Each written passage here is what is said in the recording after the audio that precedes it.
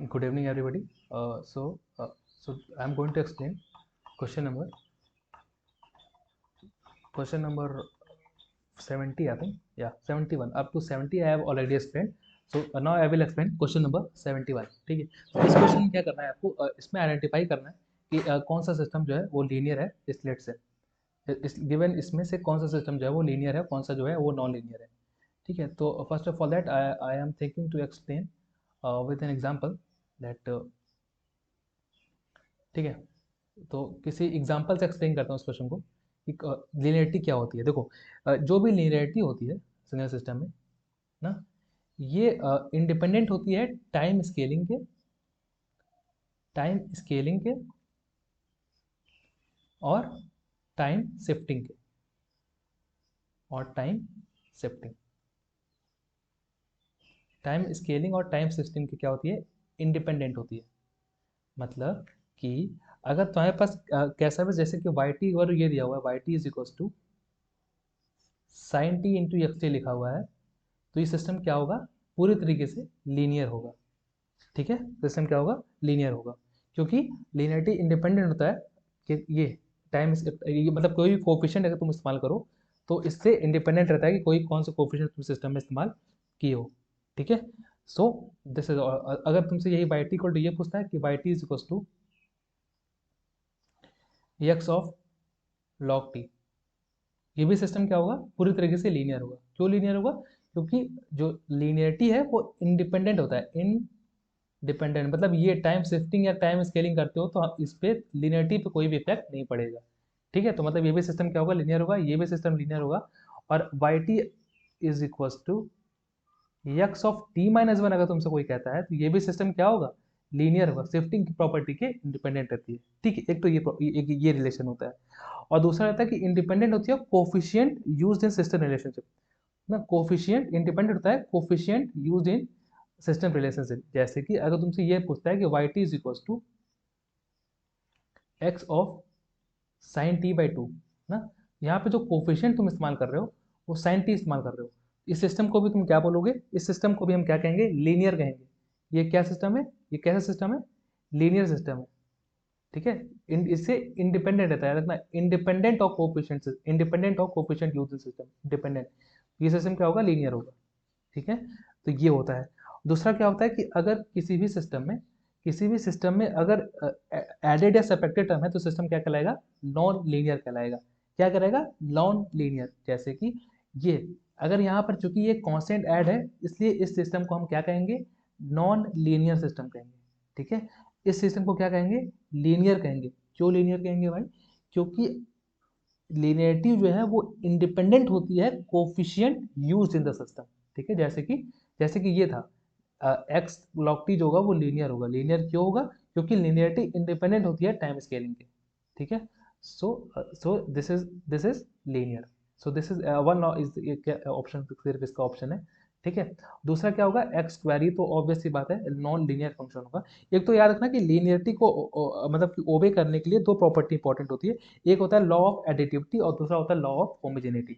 ठीक है, बाकी I hope it is additive, मतलब क्या होगा कि Y one by two is equal to X one X two. और होमोजेनियस का मतलब क्या है कि अगर तुम इनपुट में एक्स के से मल्टीप्लाई करो तो आउटपुट में भी के से मल्टीप्लाई होना चाहिए। ये दोनों प्रॉपर्टी होती है। ठीक है, तो ये सिस्टम जो होगा वो पूरी तरह से नॉन लीनियर होगा। ये सिस्टम नॉन लीनियर इसलिए होगा क्योंकि ये कांस्टेंट, इस कांस्टेंट की वजह से ये पूरा सिस्टम क्या हो जाएगा, नॉन लीनियर हो जाएगा। ठीक है, और ये भी सिस्टम क्या होगा, नॉन लीनियर होगा। मतलब इसका देखो, इसके लिए जो एग्जांपल मैं देने जा रहा हूँ कि अगर सिस्टम, जैसे कि तुम्हारा ऐसा समझो कि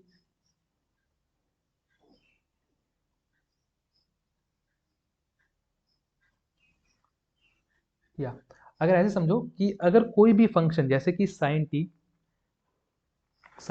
टी कॉस टेन, ये सब अगर इनपुट पे अप्लाई होता है, ये सब नॉन लीनियर ऑपरेटर है। मतलब कल को तुमसे कोई ये बोले कि भाई Y T is equal to mod of X T है, तो ये सिस्टम क्या होगा, नॉन लीनियर फंक्शन होगा।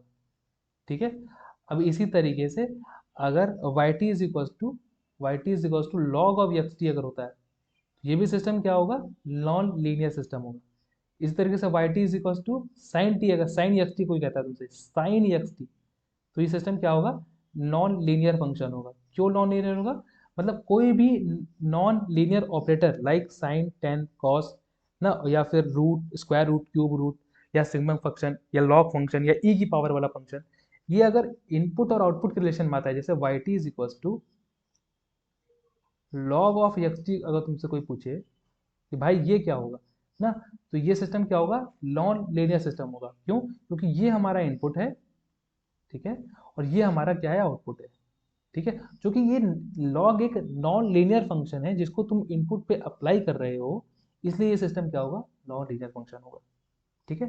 कोई भी ये अगर इनपुट पर अप्लाई डायरेक्टली कर दिया जाए तो सिस्टम क्या हो जाता है, नॉन लीनियर फंक्शन हो जाता है, ठीक है। तो इसलिए जो ये ई की पावर टी अप्लाई किया गया है, ये किस में अप्लाई किया गया है, ये अप्लाई किया गया है एक्स टी खुद इनपुट पे अप्लाई किया गया है ना, इसलिए सिस्टम क्या होगा, नॉन लीनियर फंक्शन होगा, ठीक है। ये नॉन लीनियर क्यों है, क्योंकि यहाँ पर कॉन्स्टेंट ऐड था, इसलिए ये नॉन लीनियर है। और ये टी स्क्वायर तो ऑब्वियस सी बात है, ये पूरी तरीके से नॉन लीनियर है ही। मतलब ये टी स्क्वायर जो है पूरी तरह से नॉन लीनियर है, वो तो मतलब टी स्क्वायर है। ये देखो टी स्क्वायर अंदर अगर हो तो सिस्टम क्या होगा, लीनियर होगा। क्यों? क्योंकि टाइम शिफ्टिंग पे डिपेंड नहीं करता है, टाइम स्केलिंग पे भी डिपेंड नहीं करता है। अगर Y T is equal to ये भी लिखा होता X of T plus three T plus one, तो ये भी क्या होता है, एक लीनियर सिस्टम होता है। क्यों? क्योंकि स्केलिंग पे डिपेंड नहीं करता है, ठीक है। तो टाइम स्केलिंग या टाइम शिफ्टिंग पे डिपेंड नहीं करता है, ठीक है। So I hope it is very clear. So one is the right, A option is the right answer for this question, ठीक। फिर आता है क्वेश्चन नंबर 72, ठीक है। अब 72 में क्या हुआ है कि ये है, तो इसमें ये पूछा है, तो देखो भाई ये कंडीशन होती है मैक्सिमम पावर के लिए, जब XL equal to root three times R होता है, तो ये कंडीशन होती है मैक्सिमम पावर ट्रांसफर के लिए, ठीक है। तो देखिए ये आता कैसे, देखो ये आता है ऐसे कि जो मैक्सिमम पावर ट्रांसफर हम यहाँ लिखते हैं रिसीविंग वोल्टेज पे, वो ये लिखते हैं V S B R upon B minus A B R का whole square upon B into cos of beta minus alpha, ठीक है। तो ये रिलेशन यहाँ से जब उसको डिराइव करते हैं तो यहाँ से आता है, मतलब हम क्या करते हैं, डी पी मैक्स बटे डी एक्स, ये यहाँ जीरो करते हैं, तो यहाँ से रिलेशन आता है कि एक्सएल की वैल्यू मैक्सिमम पावर ट्रांसफर के लिए बराबर होती है किसमें, रूट थ्री टाइम्स आर के बराबर होती है, तो वो यहाँ से आता है, ठीक है। So this is B is the right answer for this question, ठीक। अब आता है क्वेश्चन नंबर 73, ठीक है। 73 एक बहुत अच्छा क्वेश्चन है। इसमें तुम्हें बताना है कि अगर inductor one of the arm में कनेक्टेड है और बाकी सब में रेजिस्टेंस कनेक्टेड है, तो क्या पॉसिबल है कि ब्रिज कनेक्ट हो जाए। तो ये पूरी तरीके से गलत है। गलत क्यों है कि देखो, जब भी एक बात अच्छे से याद रखो कि जब भी तुम्हारे पास ब्रिज नेटवर्क अगर बनता है, Z1 Z2, देखो कोई भी अगर तुम्हारे पास ब्रिज नेटवर्क साथ सामने बनता है, तो एक बात अच्छे से याद रखना कि पहले हम क्या वो कराते हैं, पहले हम जैसे यहाँ पर ये देखो, ये एक ब्रिज नेटवर्क है ना,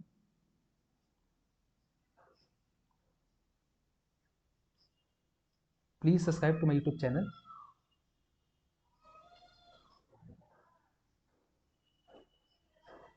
ये देखो, ये हमारा नेटवर्क है, ये ये नेटवर्क है, और ये हमारा जो है एक सोर्स लगा दो तुम यहाँ, कोई भी वोल्टेज सोर्स, ये वोल्टेज सोर्स हो गया, ठीक है। ये Z1 Z3 Z2 Z4 और ये Z3, ये जो भी हो, Z2 इसको कर दो या Z3 इसको कर दो। तो देखो भाई, इसमें कंडीशन क्या होती है, यहाँ पर वो हो गया एक गैल्वेनोमीटर मीटर लगा दो या कोई भी, ये। तो यहाँ इसका कंसेप्ट ये होता है कि भाई आई तभी जीरो होगा जब पहले तो Z1 Z2 का जो मैग्नीट्यूड है वो बराबर हो जाए किसके, Z2 Z3 के। एक तो तुम ये पढ़, ये तो ज़्यादातर लोग पढ़ते हैं इसलिए गलत ऑप्शन मार देते हैं। दूसरी कंडीशन होती है कि जो फेज है Z1 Z4 का, phase angle of Z1 Z4 should equal to phase angle of Z2 Z3, ठीक है।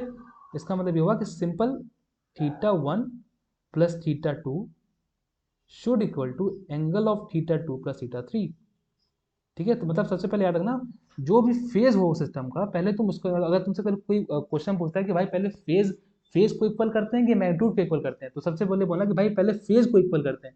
मैग्नीट्यूड वाली कंडीशन जो है ये बाद में आती है, पहले क्या आती है, फेज इक्वल होना चाहिए ना, दोनों का फेज इक्वल होना चाहिए, तो ही जो है सिस्टम बैलेंस होता है। पहले फेज इक्वल करोगे फिर मैग्नीट्यूड पे आओगे। तो अब इस क्वेश्चन में अगर आप ध्यान से पढ़े हैं, इसमें क्या कह रहा है कि भाई तीन रेजिस्टेंस है और सिर्फ एक इंडक्टर है, तो क्या पॉसिबल है फेज इनका बराबर कर पाना, बिल्कुल भी पॉसिबल नहीं। क्यों पॉसिबल नहीं है, क्योंकि फेज इक्वल कर पाना बहुत जो है मुश्किल है। मुश्किल क्यों है, क्योंकि यल जो होगा वो इसके लिए करंट प्लस 90 होगा, मतलब जे इंटू एक्सएल करोगे ना बेटा, इसको जे इंटू एक्सएल करोगे तो ये प्लस 90 शो करेगा, है ना, ठीक है। तो ये प्लस 90 शो करेगा और आर जो शो करेगा वो 0 एंगल शो करेगा। तो ऐसे कोई मतलब कि इस रेजिस्टेंस से 90 डिग्री लाभ माना फेज, ये पॉसिबल ही नहीं, ठीक है। तो देयरफॉर इसका आंसर जो होगा वो bridge can not be balance. क्यों? Because we can not balance the phase, ठीक है। जैसे कि ऐसे समझो कि मान लो Z1 तुम्हारा L है, ठीक है, ये बाकी सब तुम्हारा आर है, आर आर और आर ना। तो अब Z1 Z4 का अगर तुम लिखोगे फेज तो क्या लिखोगे भाई, Z1 का फेज 90 डिग्री, Z1 का फेज 90 डिग्री क्योंकि वो इंडक्टर है, प्लस जेड थीटा 4 जीरो, क्यों? क्योंकि वो रेजिस्टेंस है। थीटा 3 क्या? जीरो, क्यों? क्योंकि वो क्या है?